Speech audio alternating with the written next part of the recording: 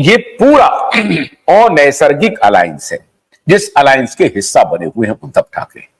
अब ये काल का फेर है। ये हो क्यों रहा है? ऐसा हो क्यों रहा है कि शरद पवार ने सरे दिन सरे शाम उद्धव ठाकरे के पीठ में खंजर भोंक दिया, जयंत पाटिल का नाम आगे बढ़ा करके। ऐसा क्यों हुआ? मैंने आपको कहा था ना कि दिशा और सुशांत अपना काम कर रहे हैं, और दिशा और सुशांत का काम जिस तरह से जिस तेजी से बढ़ रहा है, आप यह मान के चलिए कि बाप बेटे की नींद लगातार हराम हो रही है। हर दिन उनकी नींद हराम होते जा रही है, और नींद हराम शरद पवार या कांग्रेस पार्टी नहीं कर रही है। नींद हराम दिशा और सुशांत के खिलाफ जो बाप बेटे ने कृत्य किया है वो कर रहा है। तो चमत्कार जारी है। जयंत पाटिल का नाम बढ़ गया है। मुख्यमंत्री का उम्मीदवार तो अब तय होना नहीं है, क्योंकि नाम तो बढ़ा दिया। एक तीर से दो दो निशाने कर दिए शरद पवार ने। पहला, उद्धव ठाकरे को उनकी औकात दिखा दी, और दूसरा, राजनीतिक हलकों में जो ये चर्चा थी कि शरद पवार शुद्ध स्वार्थी व्यक्ति हैं, अपने ही परिवार के लोगों को आगे बढ़ाने में लगे हुए हैं, और अब जो कुछ भी कर रहे हैं अपनी बेटी के लिए कर रहे हैं, इस दाग को भी उन्होंने धो दिया। एक तीर से दो निशाना कर दिया। उन्होंने स्पष्ट कर दिया कि मैं अपनी बेटी को आगे बढ़ाने के पक्ष में नहीं हूं। जो कुछ भी हमारे ऊपर तोहमत लग रहे हैं वो गलत तोहमत है, और उन्होंने जयंत पाटिल का नाम आगे बढ़ा दिया। अब जयंत पाटिल मुख्यमंत्री के उम्मीदवार हैं। मुख्यमंत्री बनेंगे कि नहीं बनेंगे ये तो अभी काल के गाल में है।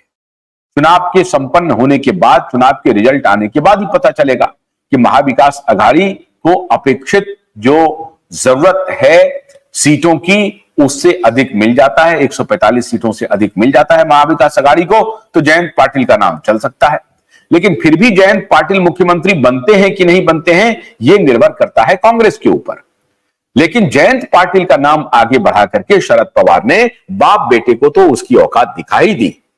और एक बात मान के चलिए, इस पर उद्धव ठाकरे मौन है, आदित्य ठाकरे मौन है। उद्धव बाप बेटा, आदित्य ठाकरे का तो नाम भी लेना ठीक नहीं है। ये तो एक प्रकार का ये चर्ची गैंग का आदमी है, इसका नाम लेना भी अनुचित होगा। लेकिन उद्धव ठाकरे इस मामले में जयंत पाटिल के नाम को आगे बढ़ाने के बाद भी मौन है, चुप्पी साधे हुए हैं। क्यों चुप्पी साधे हुए हैं साहब? उनको मालूम है कि ये एक प्रकार से मधुमक्खी के छत्ते में हाथ देने जैसा होगा। अगर उन्होंने शरद पवार को छेड़ने की कोशिश की तो चुनाव के पहले ही जो बची खुची स्थिति है उद्धव ठाकरे की वो भी नेस्त नाबूद हो जाएगी। एक पिछले दरवाजे से शरद पवार कांग्रेस को आगे बढ़ा करके अलग खेल खेल रही है। नाना पटोले और उद्धव ठाकरे के बीच में तलवारें खिंच गई हैं। उधर से मोर्चा संभाल लिया है संजय राउत ने, लेकिन नाना पटोले बार बार ये कह रहे हैं कि भाई मुंबई की 6 मुस्लिम बहुल सीटों पर दावेदारी शिवसेना उद्धव की बेमानी है। बिल्कुल गलत बात है। ये तो हम लोगों का जब लोकसभा में अलायंस था तो मुस्लिम वोटर तो हमारा वोटर है, नैसर्गिक वोटर है। आपका तो वोटर है नहीं, आप तो मुसलमानों को गाली देते रहे हैं। और अभी वक्फ बोर्ड के मुद्दे पर आपका रुख दिख गया है मुसलमानों को, तो मुसलमान तो आपको वोट देने से रहे। हाँ, सलमान से आपकी दोस्ती है, और सलमान की भूमिका क्या रही है दिशा और सुशांत के मामले में, उसको लेकर के हो सकता है कि मुसलमान बहुत नाराज भी है सलमान से। यह कहना ठीक नहीं है कि सारे मुसलमान सलमान खान के साथ खड़े हैं, बिल्कुल सही बात नहीं है। और अधिकतर 80% मुसलमान सलमान खान के खिलाफ खड़े हैं इस मुद्दे पर, दिशा और सुशांत के मुद्दे पर। लेकिन चूंकि भारतीय जनता पार्टी को वो वोट नहीं करते हैं, उस वक्त जो उनके सामने पार्टी थी वो शिवसेना उद्धव की पार्टी थी, इसलिए उन्होंने शिवसेना उद्धव को वोट दिया। इसका मतलब यह नहीं है कि विधानसभा के चुनाव में भी आप अपने उम्मीदवार को खड़ा कर दीजिए। और कांग्रेस शिवसेना और एनसीपी का अलायंस था, इसलिए आपको वोट मिला। विधानसभा में ऐसा नहीं होने वाला है। एक और फैक्टर बहुत महत्वपूर्ण है, आप देख रहे होंगे एनसीपी अजित पवार लगातार मुसलमानों को टिकट देने का बात कह रही है, और वो टिकट देंगे भी, ये तकरार चलेगा भी। भारतीय जनता पार्टी के लिए वो पार्टी अच्छी होती है जो मुसलमानों का सीट भारतीय जनता पार्टी से तकरार करके भी ले आए, लेकिन लाए। संख्या महत्वपूर्ण है, मुसलमान है, हिंदू हैं, ये महत्वपूर्ण नहीं है भारतीय जनता पार्टी के लिए। भारतीय जनता पार्टी के लिए महत्वपूर्ण है बाय हुक एंड क्रोक आप नंबर लेकर के आए, कितने एमएलए जिताते हैं। तो अजित पवार की एनसीपी को अगर आप ये मान रहे हैं कि लोकसभा चुनाव में जिस प्रकार से उनका परफॉर्मेंस था वो विधानसभा में भी वैसा रहेगा, ये कहना जल्दबाजी होगी। थोड़ा इंतजार हम सबको करना चाहिए। हो सकता है कि अजित पवार की एनसीपी बेहतर काम करने लगे, क्योंकि वो संगठन के व्यक्ति हैं, पिछली गलतियों से उन्होंने बहुत कुछ सीखा भी है और इस बार वो कोई गलती नहीं कर रहे हैं। आप देखे होंगे कि बाराबती में अगर उन्होंने अपनी पत्नी को उतारा अपनी बहन के खिलाफ, चचेरी बहन के खिलाफ, तो अब वो सार्वजनिक रूप से सभाओं में माफी मांग रहे हैं और वो कह रहे हैं कि परिवार तो परिवार होता है, परिवार में मतभेद नहीं होना चाहिए, परिवार में टकराव नहीं होना चाहिए, और अगर कोई मतभेद है भी वो मनभेद नहीं है। मतों का मतांतर हो सकता है, मनमुटाव नहीं है, मतभेद है, मनमुटाव नहीं है। और ये अजित पवार अब सार्वजनिक सभाओं में कह रहे हैं।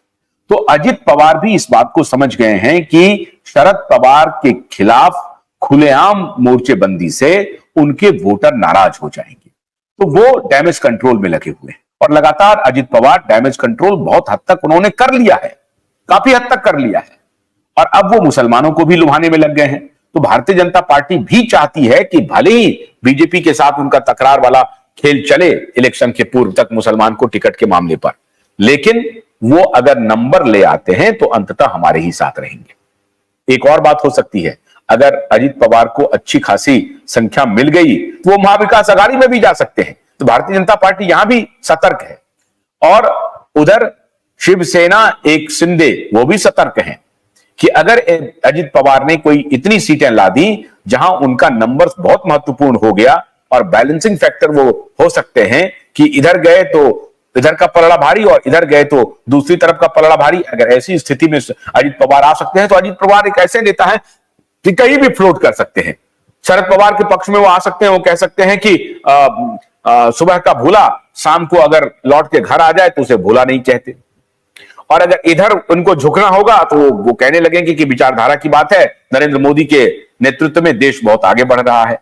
तो नेताओं को इस तरह का पका पकाया बना बनाया एक स्टेटमेंट रेडी रहता है मीडिया को ब्रीफ करने के लिए और जनता के सामने देने के लिए, तो वो स्टेटमेंट भी वो तैयार रखे हुए हैं। तो अजित पवार वहां पर बको ध्यानम लगाए हुए हैं कि किसी प्रकार से हमारी स्थिति जो है वो बैलेंसिंग फैक्टर की हो जाए। देखना यह है कि वो बैलेंसिंग फैक्टर में पहुंच पाते हैं या नहीं पहुंच पाते हैं। लेकिन इस पूरे प्रकरण में इवन अजित पवार की भी स्थिति सुदृढ़ दिखाई पड़ रही है। एकनाथ शिंदे की तो स्थिति मजबूत है ही, बीजेपी की स्थिति मजबूत है, कांग्रेस की भी है, एनसीपी शरद पवार की भी है। लेकिन इस पूरे घटनाक्रम में अगर आप एनालाइज करें तो बाप बेटे की हैसियत अब कौड़ी की रह गई है, और शरद पवार ने उनकी हैसियत को कौड़ी का स्पष्ट कर दिया, बता दिया। अजित पवार बैलेंसिंग फैक्टर हो सकते हैं, लेकिन उद्धव ठाकरे नहीं हो सकते हैं, क्योंकि उद्धव ठाकरे ने तो क्या किया, मछली से भी बैर कर लिया और इधर दूध के साथ मिले हुए हैं। तो दूध और मछली एक साथ आ नहीं सकते। मतलब यह हुआ कि भारतीय जनता पार्टी अब उनको ले नहीं सकती। हां, यह हो सकता है कि अगर एकनाथ शिंदे और बीजेपी के अलायंस को कुछ और सीटों की कमी हो गई, जिसकी संभावना हमको कम लग रही है, तब हो सकता है कि बाप बेटे कुछ बार्गेन करने लगे भारतीय जनता पार्टी से। ऐसी स्थिति वो शायद आने नहीं देंगे। बीजेपी, एकनाथ शिंदे दोनों मिलकर के उस स्थिति को आने नहीं देंगे। इकोसिस्टम चाहे कुछ भी कह ले, ये अभी आपको पता चल जाएगा। और अजित पवार बैलेंसिंग फैक्टर रहेंगे, और जो अभी सरकार में हैं, जो डिप्टी सीएम हैं, वो चाहेंगे कि भारतीय जनता पार्टी के ही साथ मिलें। एक हो सकता है कि अजित पवार को महाविकास अघाड़ी मुख्यमंत्री बना दे, तभी यह मुमकिन है। लेकिन ऐसा मुमकिन है नहीं कि 5, 10, 15, 20 सीटें ला करके अजित पवार जो है सो मुख्यमंत्री बन जाए और कांग्रेस इस बात को कबूल कर ले। सिर्फ बीजेपी को सत्ता से बाहर रखने के लिए हो सकता है, ऐसा हो सकता है, जैसा मैंने आपको बताया। लेकिन उद्धव ठाकरे का खेल खत्म हो गया। उद्धव ठाकरे अब 5 सीट, 10 सीट, 20 सीट, कितनी सीटें लेकर के आते हैं मुझे नहीं मालूम, लेकिन उद्धव ठाकरे का खेल खत्म कर दिया शरद पवार ने, जयंत पाटिल का आगे बढ़ा करके।